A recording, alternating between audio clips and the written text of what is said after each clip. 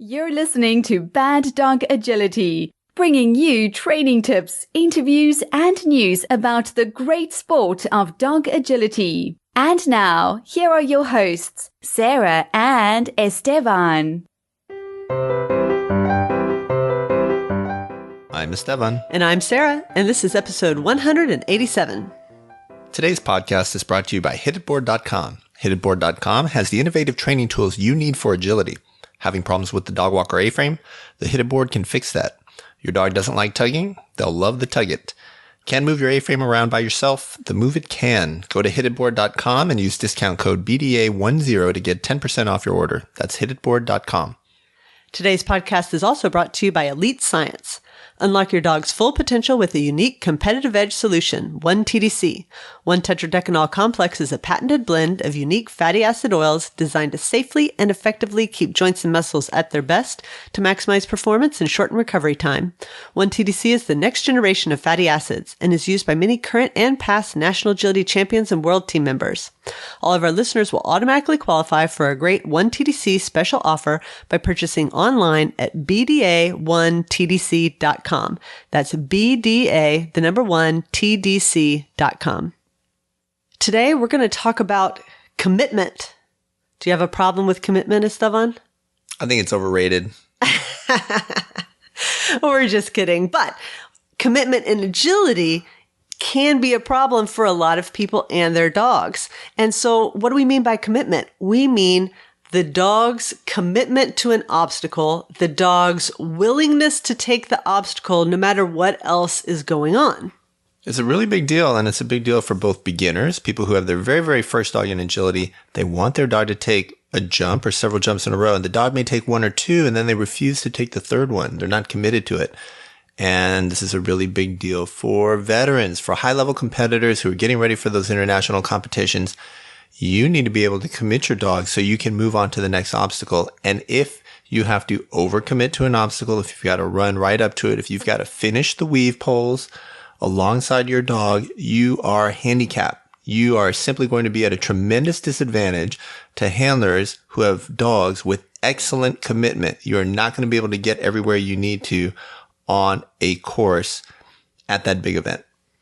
So really this goes hand in hand, or maybe even it's synonymous with the idea of obstacle independence, the dog's ability to take an obstacle independent of where the handler is, what the handler's doing, their motion, their lateral distance from the dog. These are all things that go into that obstacle independence. Like so many things in agility, you need a little bit of both, right? People talk about handler focus and obstacle focus. And we talked in another podcast how you really need both. And on the very same course, a dog is going to use both of those skills. They're going to check in with you on the handling. They're going to be looking at an obstacle, knowing that you've sent them in that direction. And so I think you have a similar situation here with commitment. So I think that's a great setup for commitment, but there was something specific that I wanted to talk about because as I was explaining commitment to different students, the idea formed that there are really two different kinds of commitment. There's physical commitment and there's mental commitment. So what I mean is physical commitment to me means the dog physically cannot no longer do the obstacle that you wanted them to do. Mm-hmm. Right? So in an extreme example, if the dog is in the air, they are physically committed to the jump that they are taking. They cannot not take the jump at that point. Mm-hmm. And I think that we can kind of back that physical commitment up. And I would broaden the definition a little bit and say that it would be extremely difficult for them to no longer take the obstacle if they are gathering to jump. If they've already gone back on their haunches, they're starting that whole physical process. Right.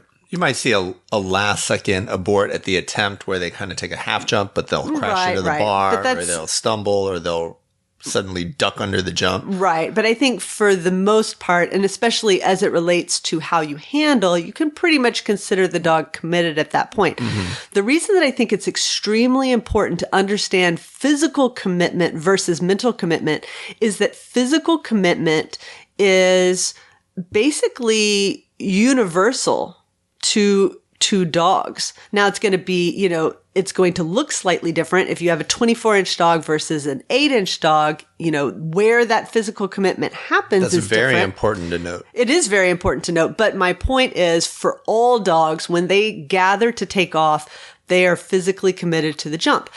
I think that's pretty obvious to a lot of people. But here's one that's not so obvious, and I see it in beginners a lot. They'll be working on backsides for the very first time, and they wait with their dog until they see their dog taking off for the backside jump, literally, lifting off. But I would argue that the moment the dog's nose breaks the plane of the jump, they're not going to suddenly go into reverse. And, dogs don't walk backwards very well, right? Now, they may bypass the backside and not actually take the backside, but they will go around the wing. They're not going to suddenly be able to dart back the other way and take it straight on. Right. So I think for a lot of people, they are handling their dogs past the physical commitment point. And that's where I think people can get a lot of instant gains by recognizing where that physical point is and not giving their dog all that help after they are physically committed to the jump. Yeah, because at that point, they don't need it. That's right. Right? It would be like encouraging someone to jump off the diving board, and then they jump and they're in the air and you're still telling them, hey, you can do it. You can do it. Jump off now. Jump off now. They're already in the air. That's right. It's too late. So you should already be doing the next thing, throwing in a life-saving device and jumping in after them or whatever. That's right.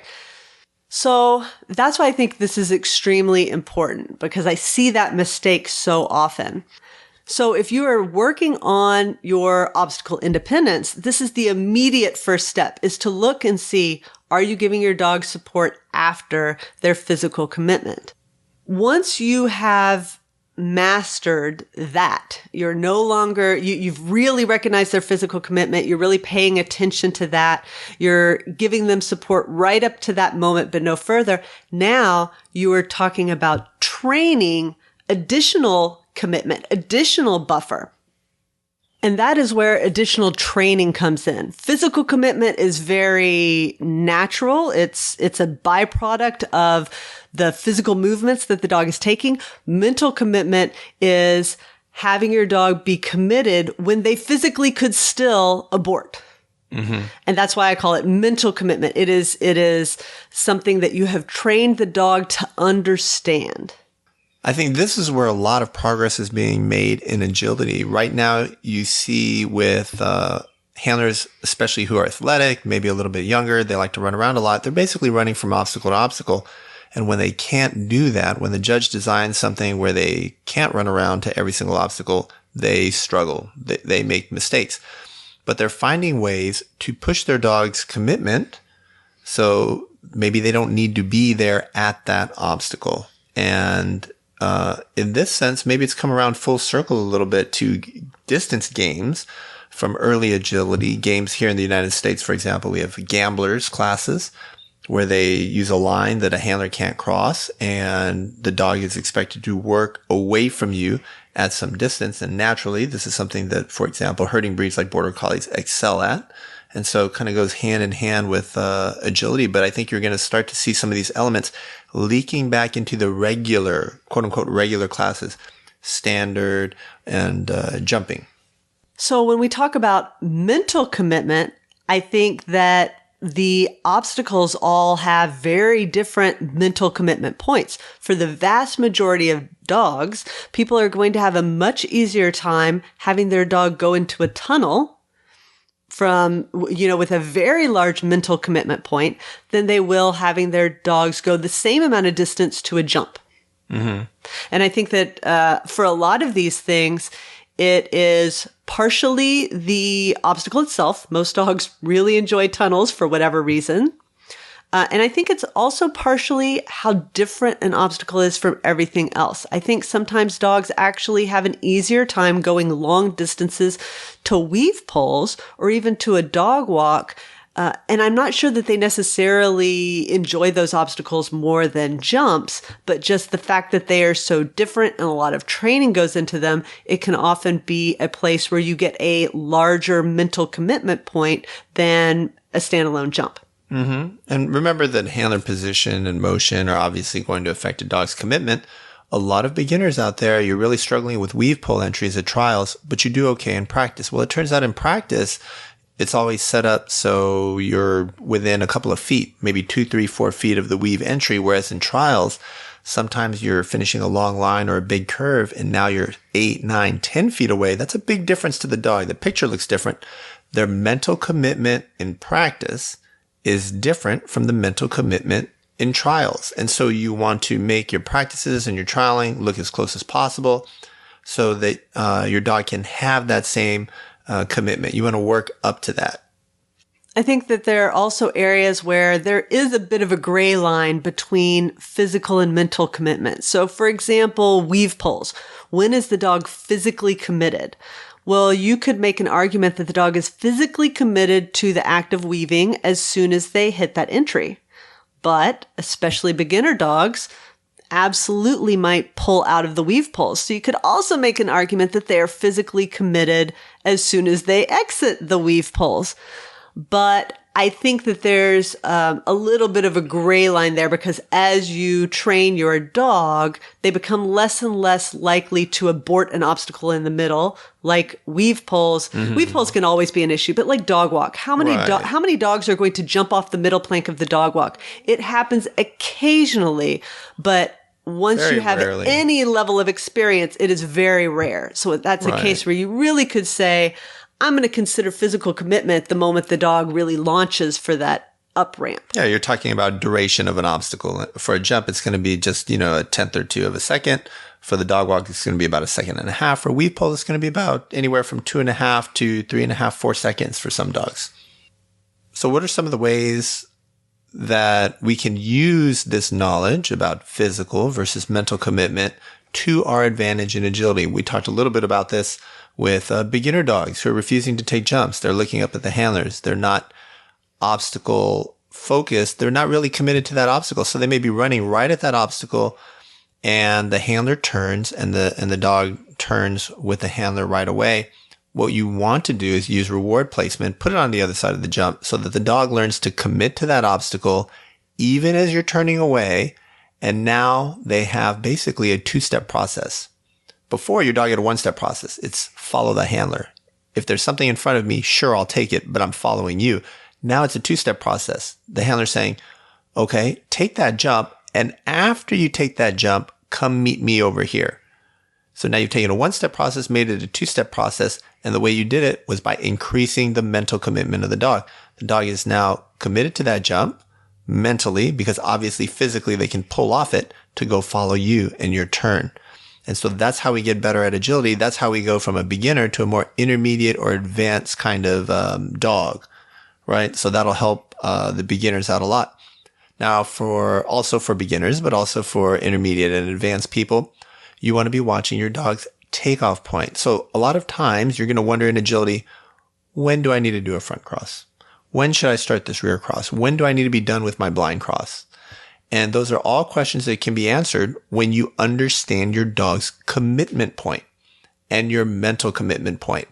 And increasing the mental commitment point can also give you more flexibility in your handling, right? You don't have to be quite as precise. The handlers who struggle the most, whether their dog has been doing agility for 10 years or they're just starting, are the handlers where their dog only commits. Their mental commitment and physical commitment are the same. Right. Right before the jump. You got to take them right up there because you front cross just a hair too soon, they're refusing. And then often you're stuck doing everything too late. You get the wide turns, and more than the wide turns, it's a change of direction. The dog thinks they're going straight. Now suddenly you're pulling them the other way and they're saying, you know what?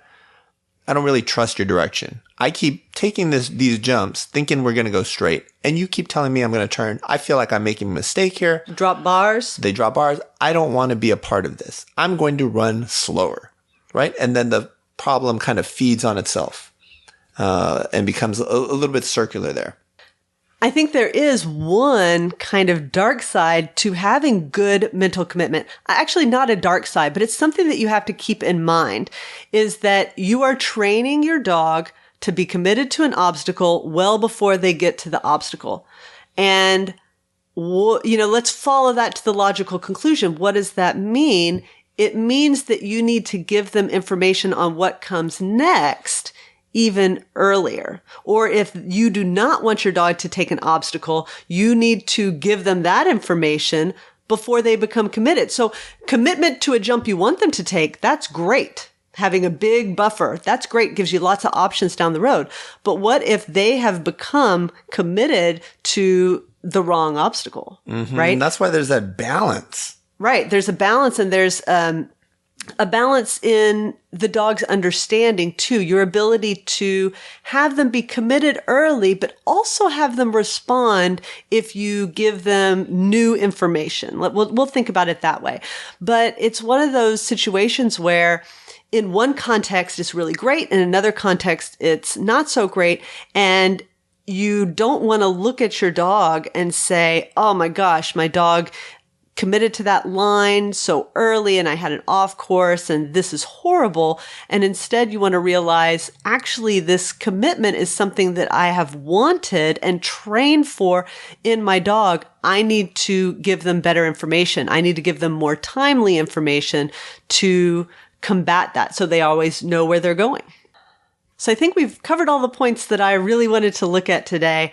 And again, for you beginners, look at that physical commitment. This is the mistake that I see most often is people not giving their dogs credit for the commitment that is kind of built into the physical act of doing agility. And you can get those instant gains by studying and understanding your dog's, and especially your size of dog's, physical commitment to every obstacle on course.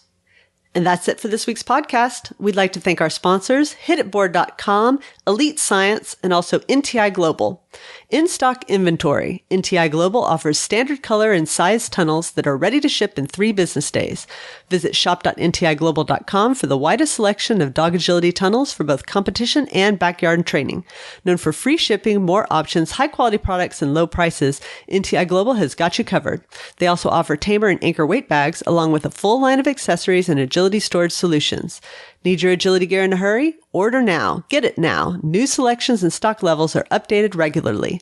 Use promo code NTI StockShips18 for 5% savings off today.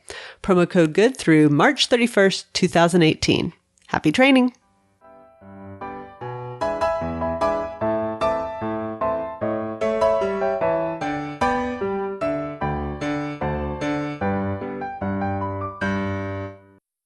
What does a house wear? A dress.